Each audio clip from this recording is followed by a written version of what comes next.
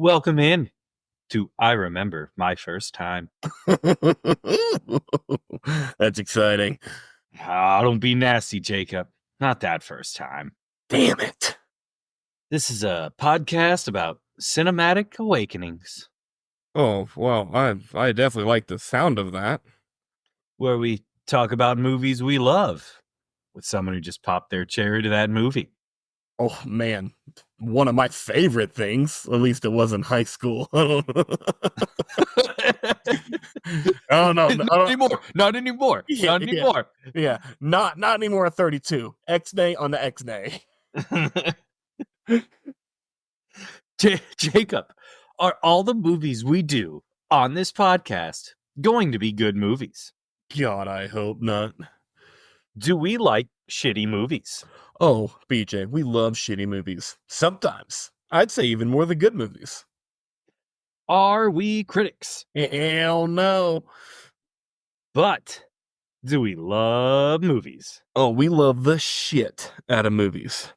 In this week's masterpiece, it is included amongst the American Film Institute's 2000 list of the 500 movies nominated for the top 100 American movies of all time.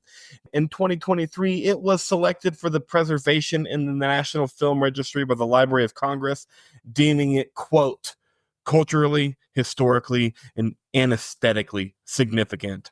And it surpassed Beverly Hills Cop in 1984 as the highest grossing comedy at the domestic box office, and itself held the record for nearly 30 years until finally surpassed in 2016 by none other than Deadpool. We have the 1990 Christmas classic, Home Alone. Jacob, look what you did, you little jerk. BJ, don't you know how to knock flemwad? I am BJ Leica, and I am what the French call les incompetents. Joined as always by me, Jaggy Beakus. And if I drink too close to bedtime, I will wet the bed. We just watched maybe the classicest of the Christmas classics, didn't we? In my opinion, we did. Because, I mean, we all know how I feel about Die Hard. Probably my favorite action movie. Action's my favorite kind of movie, and it's one of my favorite Christmas movies, all rolled into one. And this is just Die Hard for kids. And Macaulay Culkin is fucking amazing in this movie. And Die Hard is a Christmas movie, but it's also an action movie. This movie is just a Christmas movie. I don't know if it's a comedy. I don't know if it's an action. I don't know if it's sweet. It just oozes just Christmas and charm all the way through. Agreed. Breed. Yeah, well, did you watch this on Disney Plus? No. What episode description do you have for us today then? Oh, I do have the Disney Plus description. Okay. And it sucks. Ugh, When okay. Kevin is home while his family goes on a Christmas trip, he must defend his home from burglars. I wish these are the times that I wish we still put out VHS and DVDs and Blu-rays, because you flip that bad boy over from an old school VHS, DVD, or Blu-ray, and you read what that movie's about, you're like, fuck yes, because you know they nailed the shit out of that description with Home Alone. Yeah, because the obvious one is after 8-year-old Kevin's parents leave him at home on accident on a trip to Paris, he is left to become his own man and defend his house from burglars. I didn't think too much about that. There's a better way to do that, but that's the general gist of it. Yeah, that's minimum what it should be. Shame on you, Disney Plus, for that horrid movie description. This may be the most shocking scores from a movie that we've done. I don't remember all of them, but a 70 or 7.7 on IMDb. Okay, that's a little low. Yeah, not the worst, but also people are weird. 68% on Rotten Tomatoes and Get 63% on Metacritic. Oh, get fucked. I had the ones from Silent Night. on the spreadsheet when I replaced them. Silent Night was 58 and 53%. So this is just 10 more than Silent Night? Get fucked, people. Get fucked. Okay. What Roger have to say about this? This came out in 1990. He's in his prime. I Peak Roger Ebert, early 90s. I think Roger loved this movie. Shockingly, 2.5 out of 4 stars. Really? Only 2.5. All right. What's the best things he had to say? The movie's screenplay is by John Hughes, who sometimes shows a genius for remembering what it's like to be young, finding a way to be funny while still staying somewhere within the boundaries of remote plausibility. This time, he strays far away from his premise, and the movie suffers. Okay. Damn. If it if Home Alone had limited itself to the things that might possibly happen to a forgotten 8-year-old, I think I would have liked it more. The plot is so implausible that it makes it hard for us to really care about the plight of the kid. What works in the other direction, however, and almost carries the day, is the gifted performance by young Macaulay Culkin. Okay. He's When the not bird wrong. No, he is about the idea of plausibility in this movie. This movie's no fun if it's plausible. He just calls the cops. Yep. When the burglars invade Kevin's home, they find themselves running a gamut of booby traps so elaborate they could have been concocted by Rube Goldberg or by the berserk father in Last House on the Left. Oh, God. Jesus. Okay. I knew you'd like that part of it. Wow. Okay. We love Raj. Typically, this is a pro Raj podcast. Sometimes he's fucking wrong, but So mediocre ratings on Rotten Tomatoes and Metacritic, and just kind of only pretty good, I guess, on IMDb. And that might even be generous.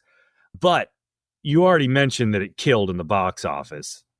What do you got for us? oh, it killed BJ. So, first, this is the highest grossing movie of 1990 domestically. The year's highest grossing movie worldwide was Ghost with Patrick Swayze and Whoopi Goldberg. Awesome. The budget was $18 million, which is funny because Warner Bros. Decided they didn't want to do the budget for over 10 million. And once they started principal production, they realized that they weren't going to do it for under 14. And they were like, no, fuck this. So 20th Century Fox snatched up the rights. And it went on to make 477 million worldwide in 1990. You done fucked up, Warner Brothers. You done. Somebody got fired. Guaranteed. Oh, for sure, dude. Dude, it's opening weekend. It had $250,000 already. $250 million. No, 250,000. 200 and $250 million's only 250,000. yeah, no, 250 million. You're right, 250 million. Yeah, And they didn't want to go over 10. Yeah, It made 250 in its opening weekend. Yeah, 285 million. Just shy above $250 million. Like, it's fucking ridiculous. It's in the Guinness Book of World Records as the highest box office grossing comedy, which of course it lost to Deadpool, but how fucking nuts. I mean, just what a cultural phenomenon. Because this movie has no business being the highest grossing comedy of all time. No.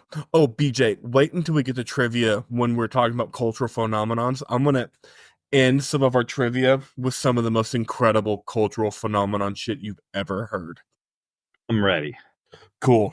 All right. So thoughts on the movie. BJ, what would you say? How many times have you seen this movie? Oh, wait, hold on. Before we go on, let's back up just a little bit.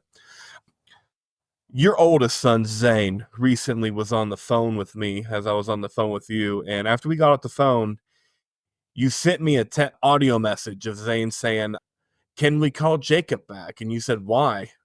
And he said, "So we can keep talking about Mario Kart and poop." And Two just of his favorite things in life. two of my favorite things in life. And it is it not having kids at 32. I can live vicariously through my close friends and my siblings, because that was a highlight of my life. And I really wanted him on this pod. But BJ, tell our loyal listeners why he's not on the pod tonight. Because when I started watching it last night with him, about 5 minutes in, he's like, I don't really want to watch this. And I'm not going to make him watch a movie. Yeah, If he because doesn't want to, he didn't have to watch a movie. yeah, at IRMFT, we are not in the business of making movies not fun. So, alas, there is no Zane, but I wanted to say that hell yeah, you wanted to call me back to talk about Mario Kart and poop. So, that being said, back to my original question, BJ, how many times would you say you've seen this movie in your life? More than 10, less than 15. Okay, I've seen it at least 15, probably 20. So, we're in the same ballpark. And not all of those watches have I paid close attention to.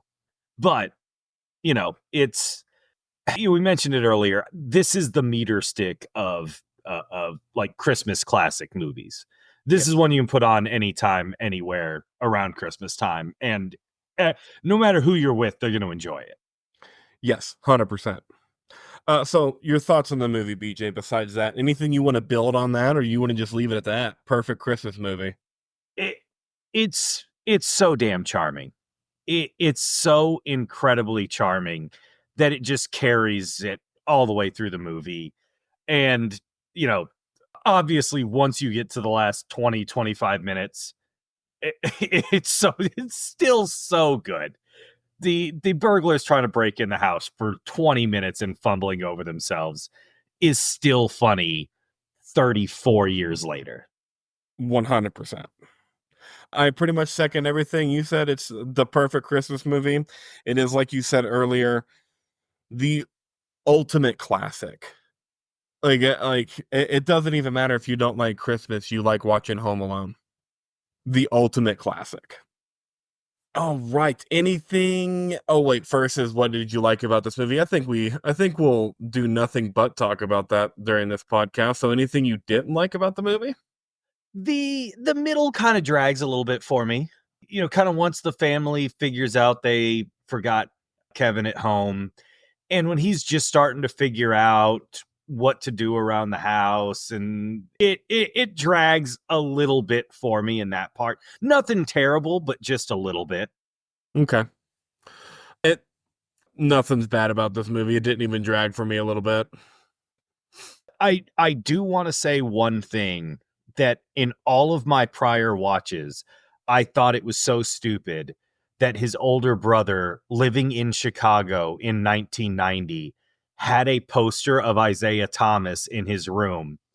And I just realized in this watch, and maybe it's because I have a movie podcast, the reason that is there is for the director to show that Kevin's older brother is an asshole. Because Kevin's favorite basketball player is the same as his real Macaulay Culkin's favorite basketball player, Chicago Bulls Michael Jordan. In 1990, yes. Yeah. In 1990, there wasn't a person who lived within 90 miles of Chicago whose favorite basketball player was not Michael Jordan. And to have an Isaiah Thomas poster is blasphemy. And I was going to rip it. And then watching the movie, I'm like, you know what? That's a brilliant job by the director to show that Kevin's older brother is a fucking dick. Just a fucking dick. Nailed it. Good catch. Good catch.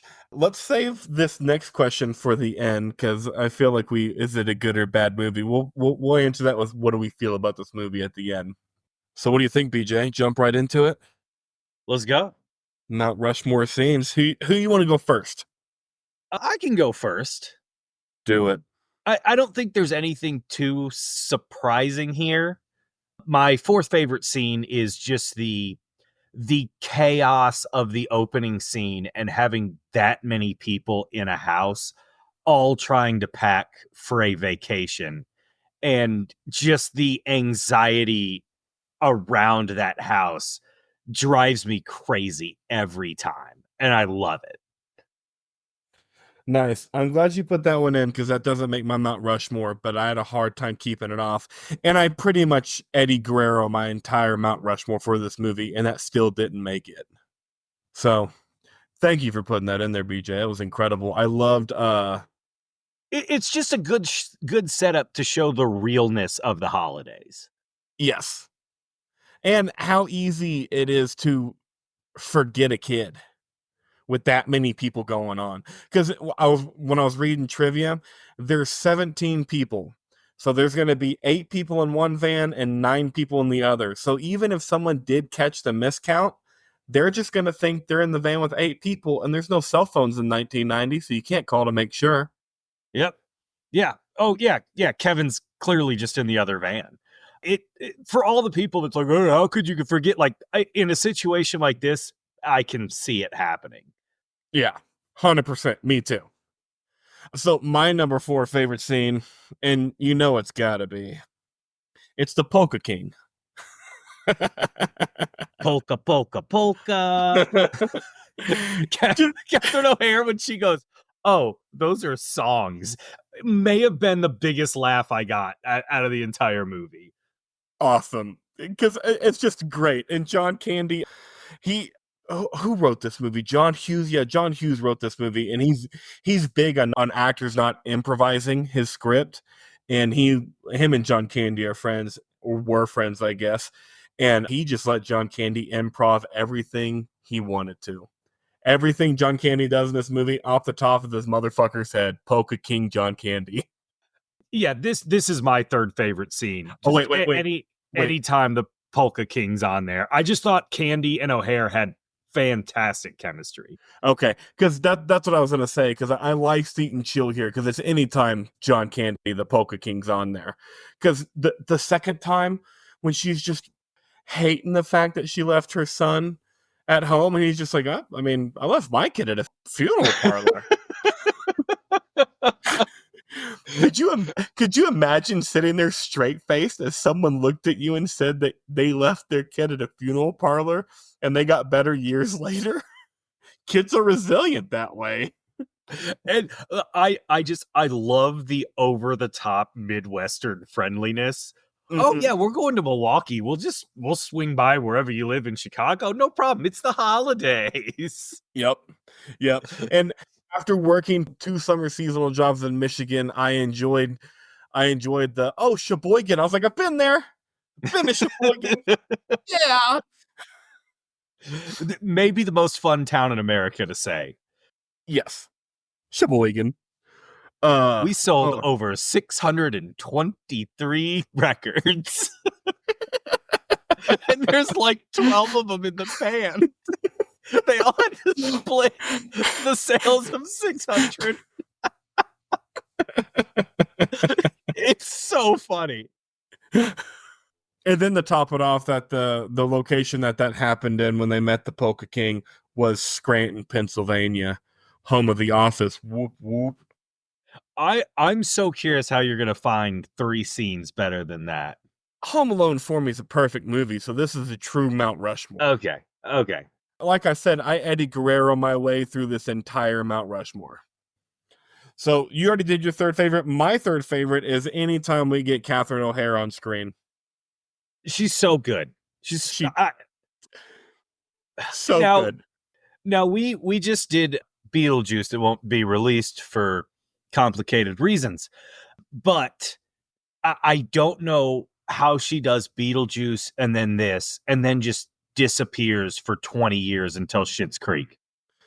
No idea.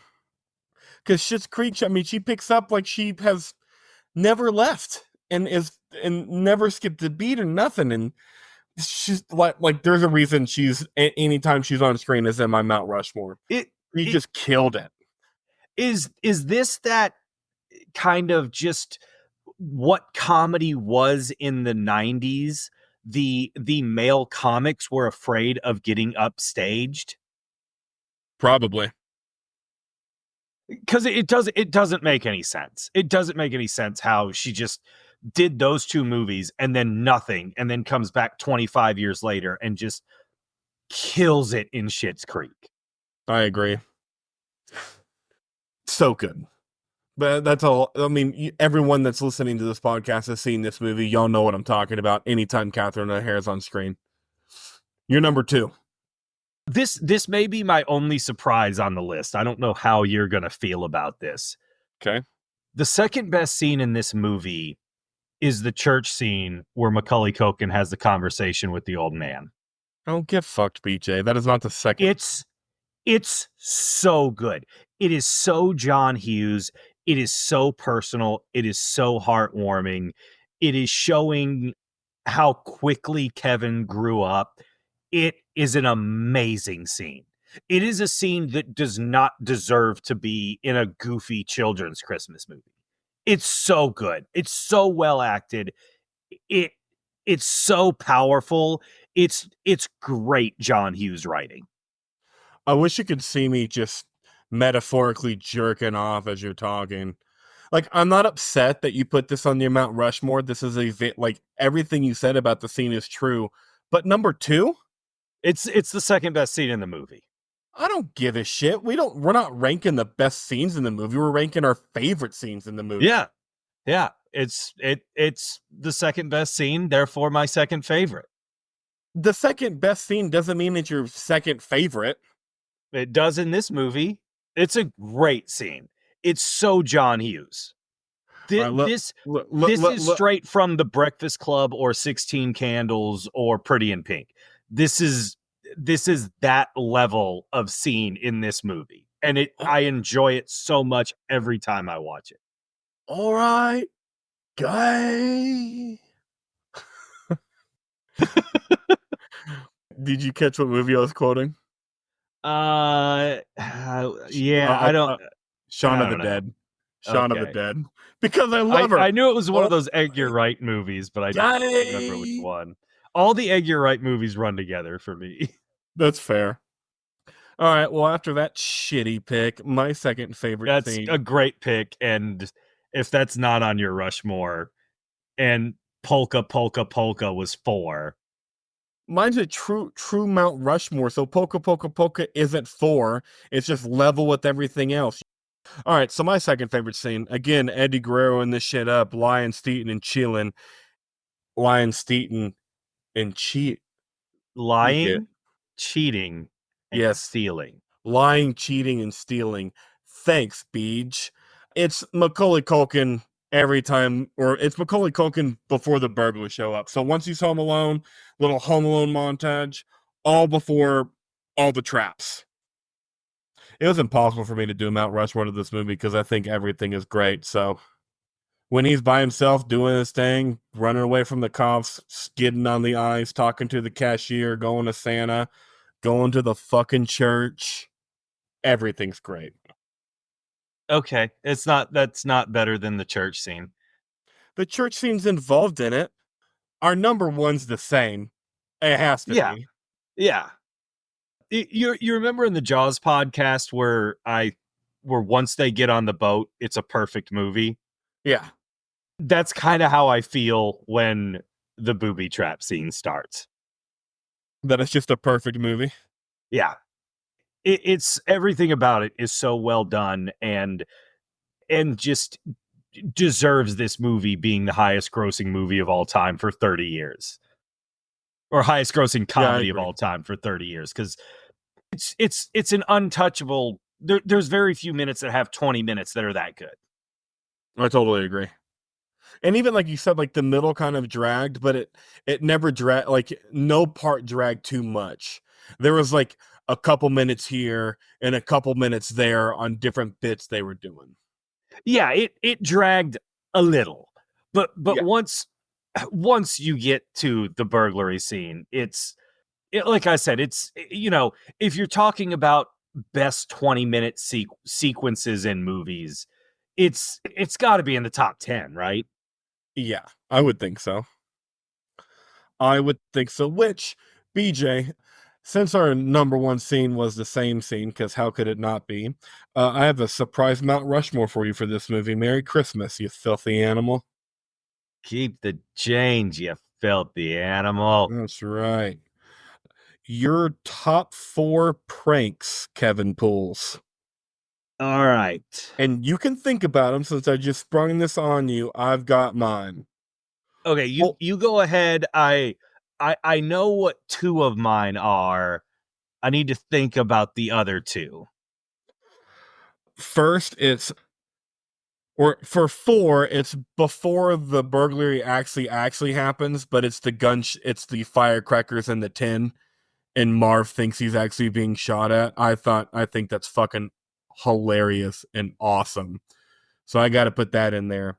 The Hot Wheels when they come to the base of the stairs and they trip on the Hot Wheels. Because Classic. yeah, and my brother had so many Hot Wheels growing up. How could I not like that?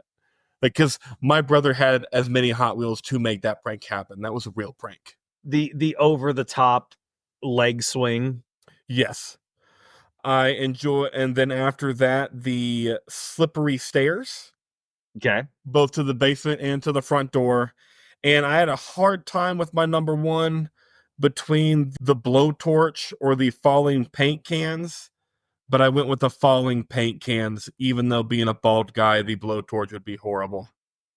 Okay, so the two I originally thought of when you brought it up, you didn't have the falling clothes iron, which was hilarious. The mark being left on there, Yes. so funny. Yes. And the slipping on the stairs were the two that immediately came to my mind Okay. because how's that not funny?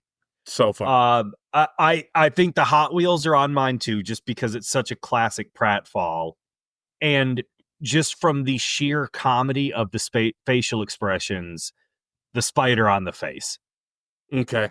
the tarantula on the face is comedic gold. Yes.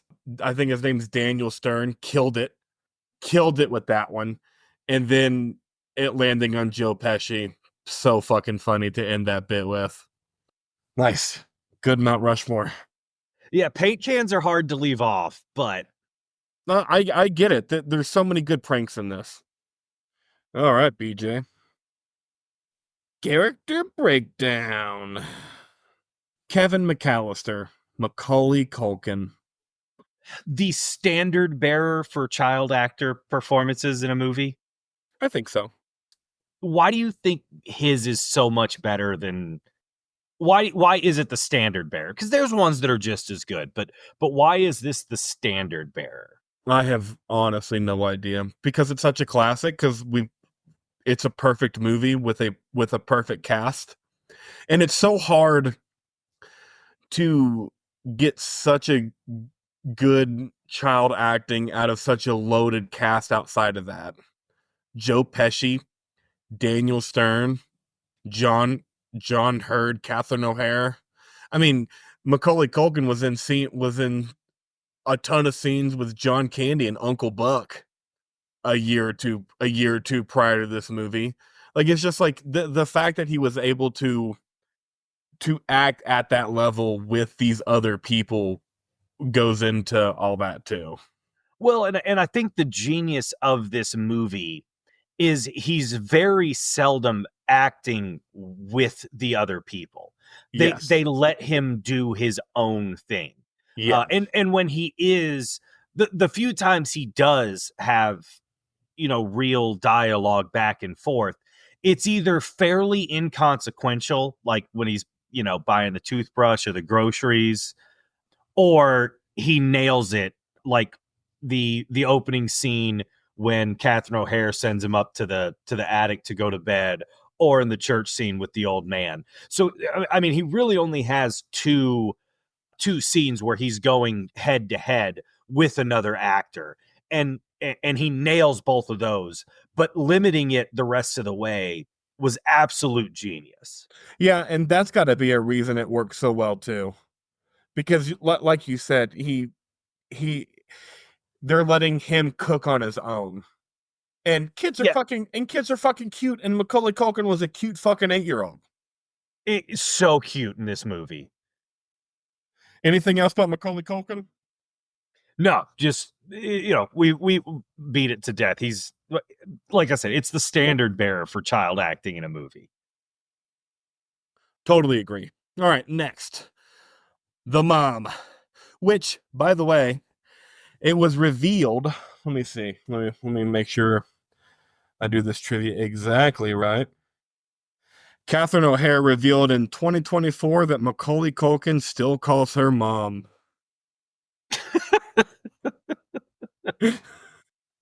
He's a 40-year-old man. I know. But it's funny when you first read it, because when I first read it, I was like, that seems a bit ridiculous. But then you're just like, I mean, the very next year they were filming Home Alone 2. Yeah. And so I'm sure they just had a general connection or bond or whatever. Like, whatever. Cool. Think it's funny. Anyways, Catherine O'Hare. Anything else that we can say about how incredible of a job she did and how much bullshit it was that she disappeared for the last 20 years? Yeah, and what could have been? Could she have been the greatest female comedic actress since Lucille Ball? Fucking maybe. Because she's that good. Okay. I The mean, she is wet. the star of Schitt's Creek, right? Uh, I mean, yes, but also Eugene Levy, Daniel Levy, and the girl that got to play her sister, they're all just so good in their own way. It's like Myra kills it every time she comes on screen, don't get me wrong, but the other three are all so good too. It's such a good TV show. If you haven't watched it, watch it. To all our listeners out there, all five of you. the wet the wet bandit. So BJ, I sent you a pretty awesome deleted scene, didn't I? Yes. The The wet bandit. Goodfellas implications in it. Yeah. The the DVD has a deleted scene that has a shot of Marv and Harry singing their own demented version of Santa Claus is Coming to Town. And it's fucking hilarious. Go look it up on YouTube. We know if you're out dancing. We know where you hide the goods. Go watch it. It's incredible. I thought I thought naming themselves the Wet Bandits was hilarious. A legitimately funny bit with him trying to leave his mark, which is bullshit. You just stole all their shit and now you're gonna flood their home. Fuck off. Right? Like Fuck off. I hate you. You couldn't have just taken my stuff. You had to flood my fucking house too. Like, you piece of shit. Glad you're going to jail, asshole. It's the fucking holidays. The least you could do is just steal everything and not flood my house. Also, why do people have presents under the Christmas tree when they're going on vacation for Christmas? Because you're not going to take your presents with you on Christmas vacation. Then you have to pay for more stuff to bring back. Yeah, but you're putting them under the tree? Yeah. Okay. It's for aesthetics, BJ. Ugh. Trees look stupid without presents under them. Gay. All right, gay. uh, I loved Marv and Harry's dynamic. I'm excited to do Home Alone 2 next year because Marv and Harry's dynamic's awesome. I love Joe Pesci. I have a Joe Pesci theory. I don't know if we've ever talked about it on the podcast. Probably not. We've never done a Joe Pesci movie. But I think that he wasn't famous through the late 90s and 2000s because he doesn't let movies make him look taller. Like Sylvester Stallone and Vin Diesel and all these motherfuckers look just as tall as their 6'2", 6'3" counterparts. That scene in Fast Five where Vin Diesel is nose to nose with The Rock is probably my favorite unintentionally funny part of any movie ever. You see what I'm saying? And I think Joe Pesci just and people were just like, we don't want none of our characters are that short, and Joe Pesci was like, fuck you, then I'm not gonna be in your movie. That's how that fucking works. Well, fuck you, I'm 5'6". You want me to be in the movie? I'm gonna be 5'6", because I'm 5'6". Yep. So that's my theory about why Joe Pesci kind of fell off the map. Anything else you want to say about Marvin Harry? Uh, Daniel Stern is just given one of the best physical comedy performances of all time. Yeah, I totally agree. It's just outstanding physical comedy, and with Joe Pesci's wit on top of that, it's a great combination. Um, probably, yeah, I don't know how you rank like movie bad guys, but I feel like no one has them on the list, and I'm like, more people should. More people I should have the to- Wet Bandits as the best bad guys in movie history. I totally agree. 100%. Anybody else you want to talk about before we leave character breakdown? I love Uncle Frank Why do you love Uncle Frank? because he's so cheap and he's so funny. Him on the plane, fill it up, fill it up. It's free, right? Fill it up. This is real crystal. Put it in your purse. Put it in your purse. I Uncle just Frank's love ridiculous. I love the cheap freeloading uncle. It's so funny to me. Okay, fair enough. Uh, I'm that way on international flights. Like international flights, I'm like I can drink for free. When I flew back from Southeast Asia, my flight attendant hated the fuck out of me because Did you I Wade know, Boggs it? dude. What does that mean? Wade Boggs apparently drank like 56 beers on a cross country flight one time, which I is mean, definitely not true, but it he was drank it a was lot. something it was something ridiculous. Like I know people say that you're supposed to get more drunk when you're that high in elevation, but it never happens to me on flights, and I can't sleep in planes, trains, or automobiles. So on international flights, I try to get as drunk as possible to sleep. I think this lady served me like 14 double Jack Daniels.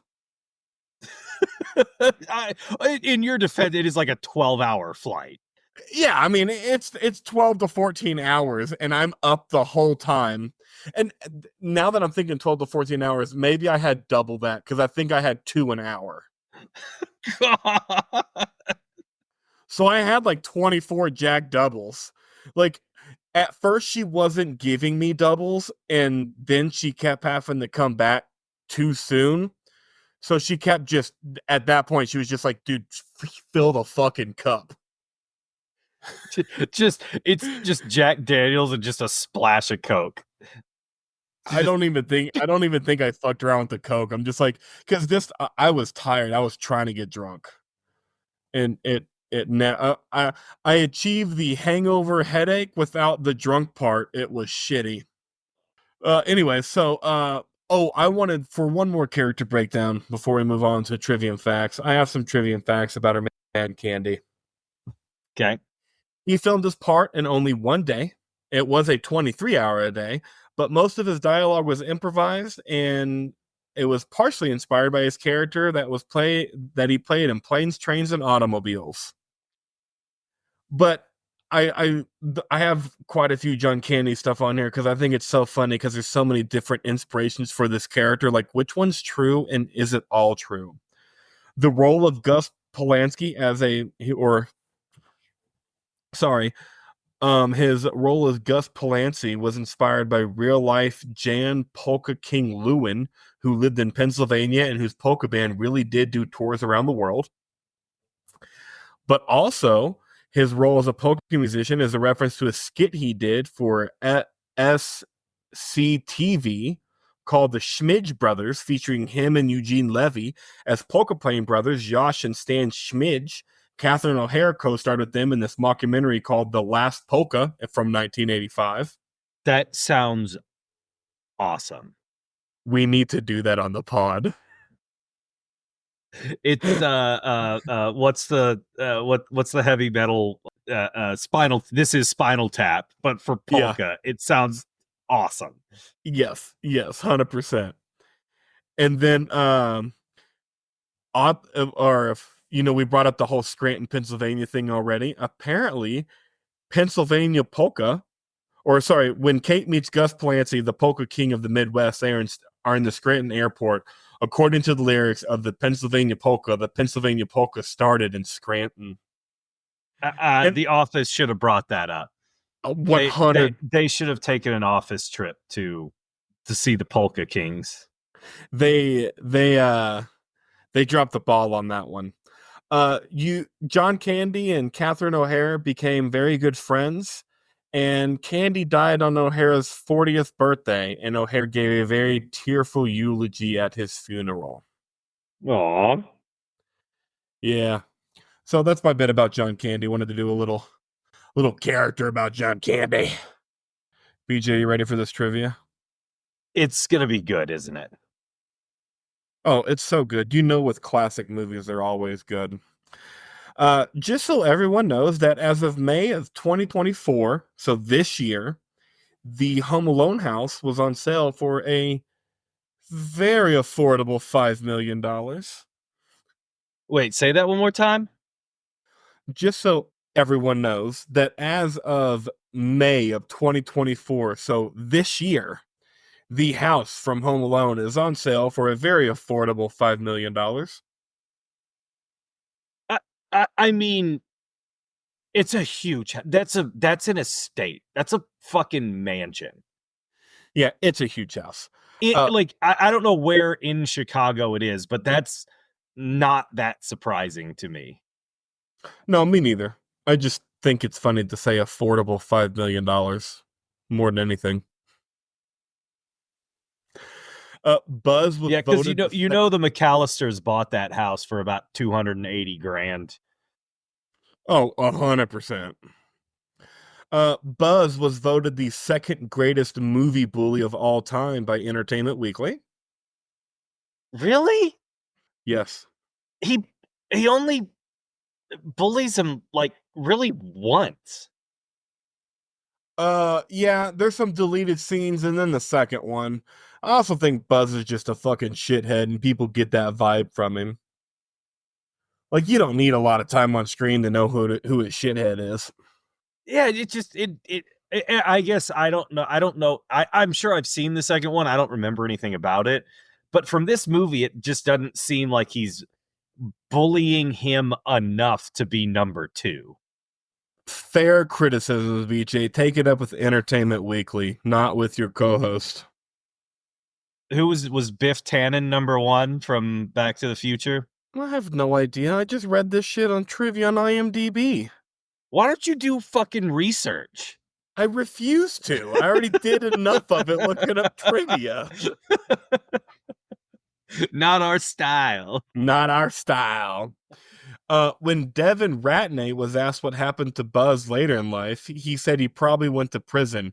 Ironically, Rattray himself was arrested in 2021 for domestic assault and battery of his then girlfriend.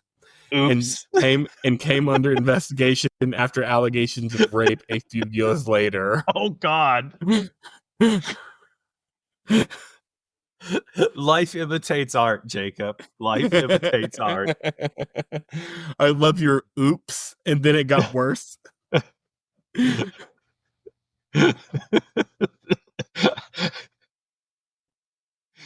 I was like, oh, domestic violence. I could laugh at that. Rape? Ooh. Yikes. Laughed too soon. Chris Farley auditioned for the role of the Santa Claus. It'd have been too much. It probably would have been, but still would have been awesome. Joe Pesci deliberately avoided Macaulay Culkin on set because he wanted Culkin to think he was mean. That sounds very Joe Pesci. Yep. During rehearsal for the scene where Harry attempts to bite off Kevin's finger, Joe Pesci actually bit Macaulay Culkin hard enough to leave a small scar. Damn. Chill, Joe. No shit. BJ, you're gonna love this one. Macaulay Culkin's stunt double was a very short 30-year-old man.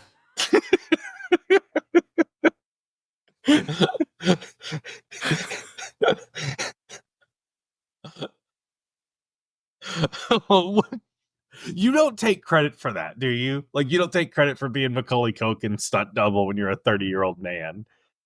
I mean, after riding down those stairs in that sled, maybe.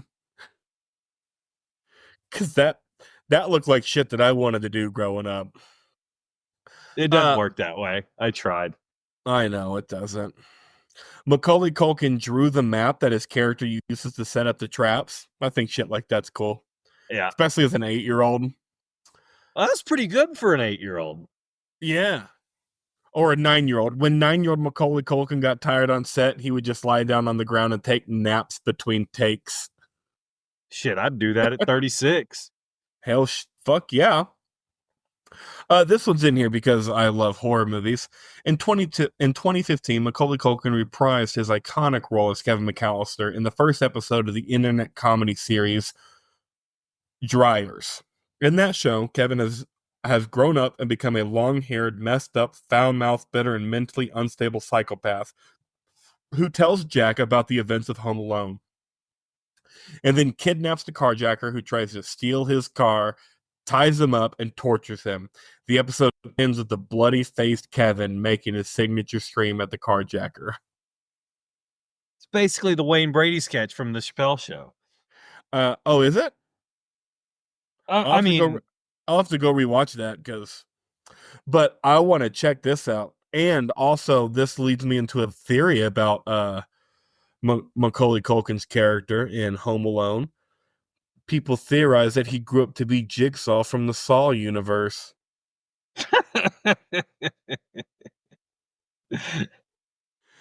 Chris Columbus cast Joe Pesci because he was one of his heroes, although he didn't think he'd get him for such a broadly romantic role. Joe Pesci was also used to adding profanity to most of his scripts and kept forgetting he was filming a family movie during his character's on-screen outbursts. So director Chris Columbus advised him to say fridge instead of the F word, and a lot of Pesci's unintelligible pained mutterings were his way to avoid cursing. I could see it in his face that he wanted to say the F word so bad in this movie. So bad. Chris Columbus would ask Pesci to do his "How am I funny" speech from Goodfellas on set. In fact, Pesci was to have a similar scene with Daniel Stern defensively questioning about having an edge, which is... Yeah, that was the deleted scene. Yep. After securing Macaulay Culkin, Joe Pesci, and Daniel Stern, Chris Columbus felt confident enough to cast actors and actresses who were his heroes growing up, like Catherine O'Hara after seeing her work on SCTV, as well as John Hurd, and then later Tim Curry and Rob Schneider in Home Alone 2 Lost in New York because they were all open to the movies. Rob Schneider's his hero, huh?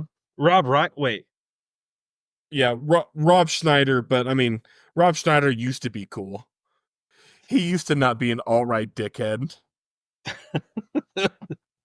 They all become alt-right dickheads at some point. And someday you will too. Let's fucking hope not. I'll pull a Kurt Cobain and eat a shotgun. The picture... Oh, BJ, you're going to love this one. The picture Kevin finds of Buzz's girlfriend was a picture of a boy made up to look like a girl because Chris Columbus thought it would be too cruel to make fun of a girl like that. That's a genius idea. That's great. And it's a genius idea, and way to go, Chris Columbus, for having that idea and doing that in 1990. Yeah. So this movie's woke, is what you're telling me. This movie is woke, is what I'm telling you. Yeah. The whitest movie of all time is woke. Correct. This movie's on the Mount Rushmore of white movies, right? Has to be. This Gone with the Wind, and two other super white movies. Scott Pilgrim versus the World.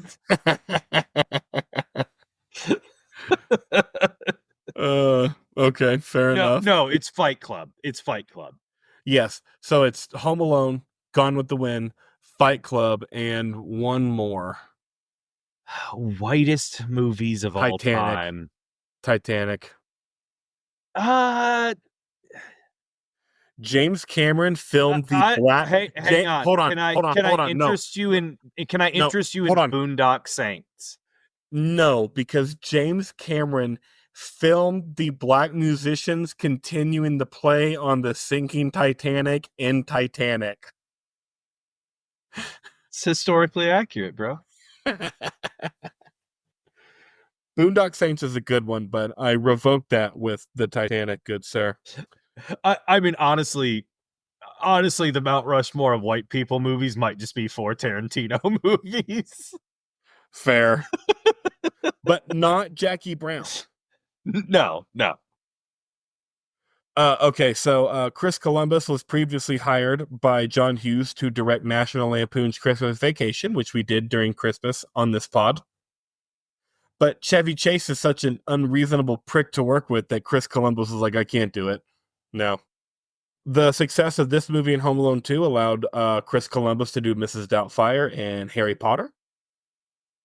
Marv's lines, "Why the hell are you dressed like a chicken?" and "Maybe he committed suicide" were improv. Okay. Kevin's cousin Fuller is Macaulay Culkin's younger brother, Kieran Culkin. Yeah. All right, but looks just like him. Oh, just like him. BJ, we're rounding the end of these trivia, and this trivia. Actually, I will do this trivia last. I think this trivia is the more crazy one. So, Alan Rickman was considered for the role of Harry Lime. Rickman worked with Macaulay Culkin's aunt, Bonnie Belindy, in Die Hard. Did you know? Would have been even more Die Hard like with Rickman as the bad guy. I know, but did you know that Macaulay Culkin's aunt was Holly McClane? I did not know that until just now. Isn't that fucking awesome? That's shocking. How did I not know that? I know. I take it you didn't know that until doing this trivia either? I had no idea. That seems like something that we should have heard at some point in our lives. Yep. Daniel Stern wore rubber feet for his barefoot scenes as he was walking on the ornaments. Enough with your Die Hard shit, dude. Similar to Bruce Willis as John McClane at Die Hard. Every Die Hard trivia I find I have to put on here. It doesn't matter how much trivia I choose to do. And for my last bit of trivia, BJ, are you ready for this? I want you looking at the camera so I can see your facial expression because this is incredible. The movie is considered a traditional Christmas movie in Poland. It has aired on national television during primetime Christmas season every year since 1990. In 2010, the movie was scheduled not to air in Poland, but was broadcast after over 90,000 people protested. They protested?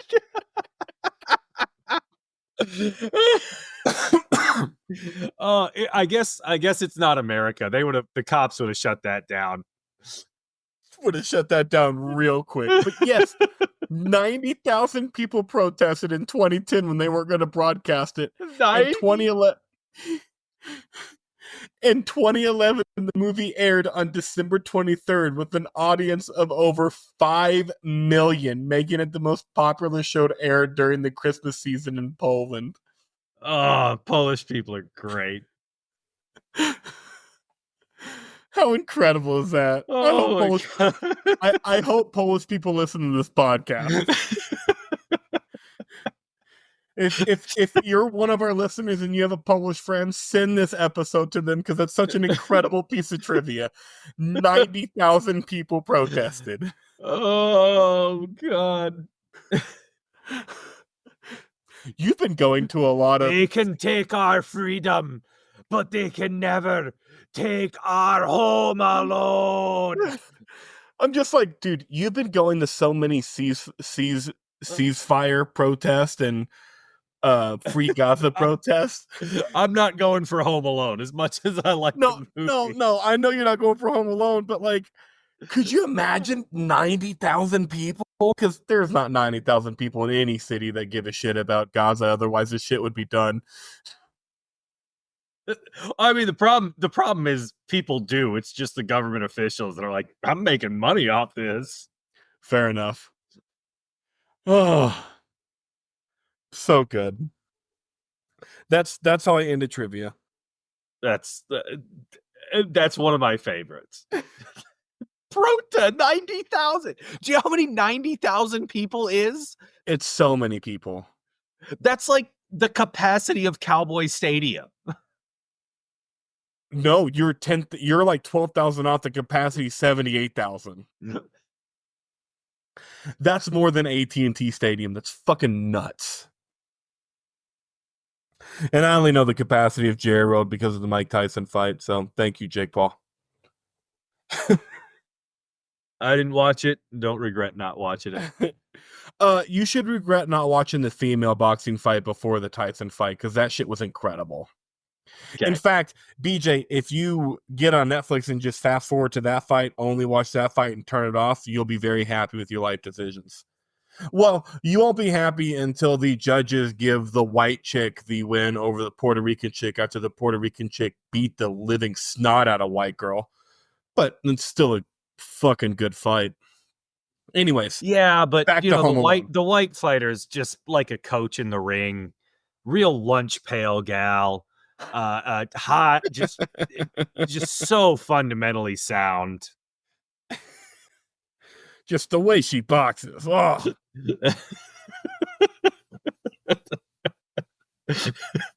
She's not just relying on raw talent. Jesus Christ. Okay. Movie impersonation after that bit. Joe Pesci, baby. It's got to be Joe Pesci.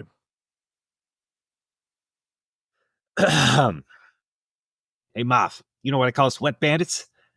Because all these houses we rob, we just make these mothers fucking wet, baby.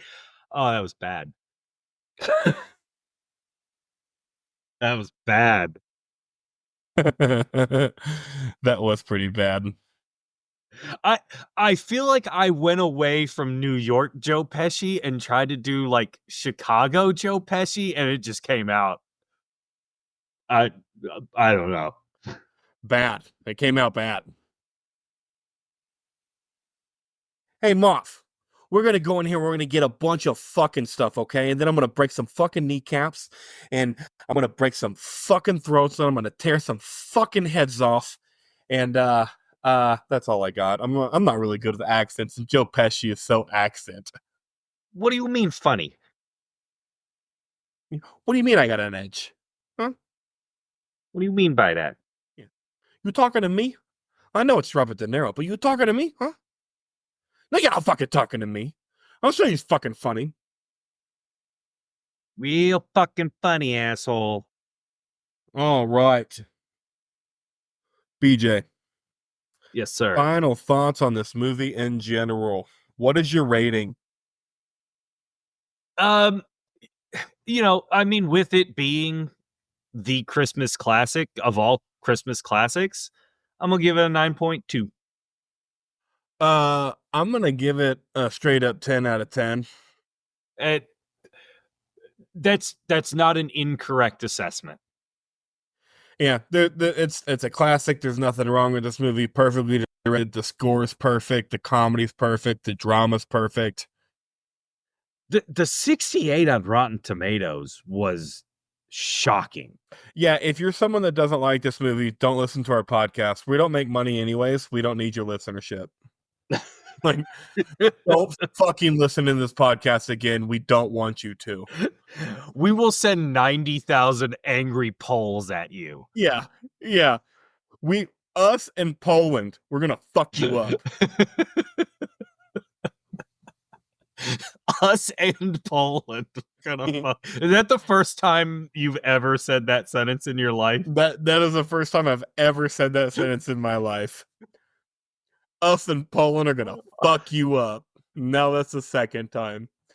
That, you know what? Eventually, when we start doing T-shirts, that's gonna be one. It's gonna have a picture of IRMFT, and it's gonna say "Us and Poland are gonna fuck you up." It's gonna be me on one side, Poland in the middle, the country outline of Poland, and you on the other. Yep, just incredible. Should they remake this? I mean, They've made like 9 of them, I know, and none of them are this good. they're not, and it's just it's hard to get everything that you need for this movie to happen again. The perfect child actor, the perfect director, the perfect cast, the perfect pranks. Because Chris Columbus and John Hughes, they're all working with Steven Spielberg too throughout the 70s and 80s. Like, it's just hard to make this happen again. Yeah, there is a real like Spielbergian feel to this movie. Yeah. So, yeah, I'd like to, but it will never happen again. So, no. All right. Good and bad IMDb reviews. So, the good ones are all boring. So, I decided to pick a one liner that had our first emojis in a review from Pathamongoth 93252, titled Never Gets Bored. Never matter how many times you spend to watch this movie, it's never gets bored. Heart emoji, heart eyes emoji, fire emoji. I like said words wrote you in review movie good. Yes. Yes. That is a perfect way to make fun of someone who English isn't their first language. How the fuck am I supposed to know? You're not. I'm also just making an assumption. All right, here's my bad one. From Alex Heaton 65659. Alex Keaton from Family Ties? Alex Heaton, I guess so. But also dash 65659. That's important. 1 out of 10, titled Kill ... Me ... I have absolutely 90,000 Polish people just bite if you if you insult this movie too hard. Yep.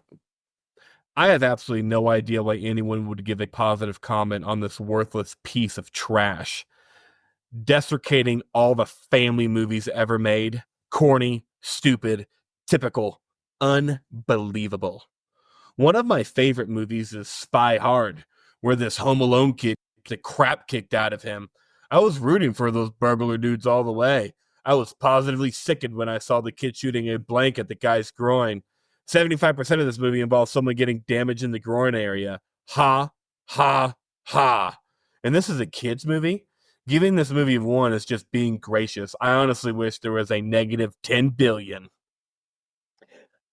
So is this just somebody who doesn't understand charm?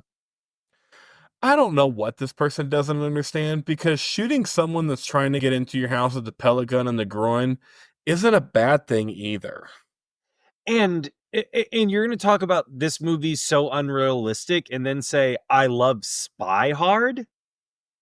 Yep. This guy's a winner. That's that guy's not. Alex P. Keaton, Michael J. Fox's character from Family Ties, is not welcome on this podcast. No.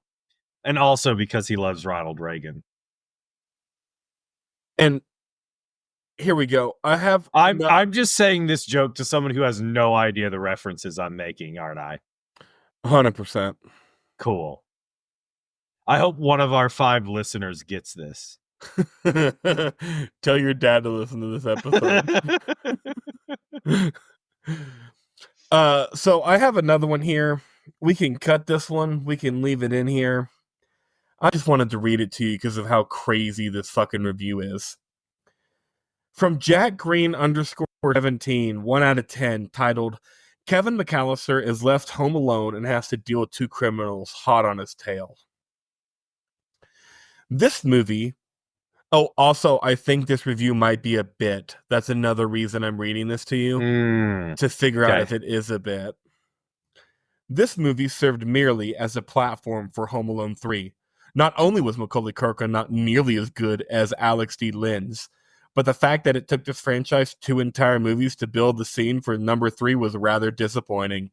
The gags were simply too unrealistic, and the fact that these criminals could not outwit a small child is unbelievable.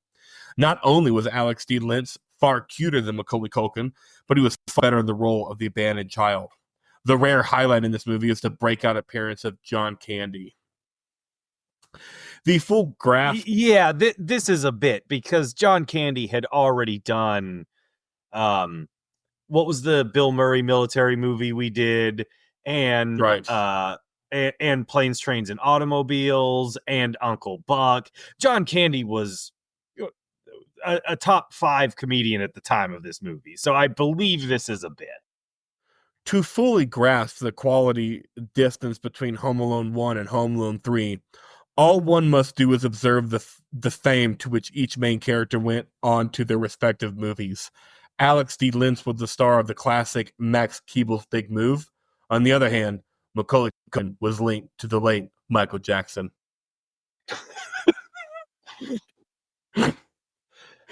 Why is that Macaulay Culkin's fault? Because it's always the person that got sexually assaulted or raped's fault, BJ. What was he wearing? Yeah.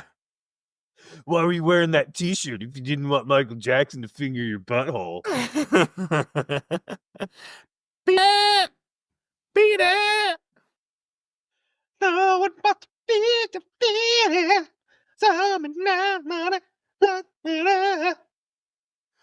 If you haven't watched this movie, or should people watch this movie? And all I'm going to say is, if you haven't watched this movie, the fuck are you doing with your life? 1. 2, I'm assuming if you want an incredible experience, go visit Poland in December so you can watch it there. I bet that's fucking awesome. That's now on my bucket list, is to watch Home Alone in Poland in December. Just drink potato vodka with 14 other hairy, smelly white dudes. Yeah. That sounds like my jam. I'm a hairy, smelly white dude, so drinking vodka and watching Home Alone with other hairy, smelly white dude sounds good. You coming? Give me a minute.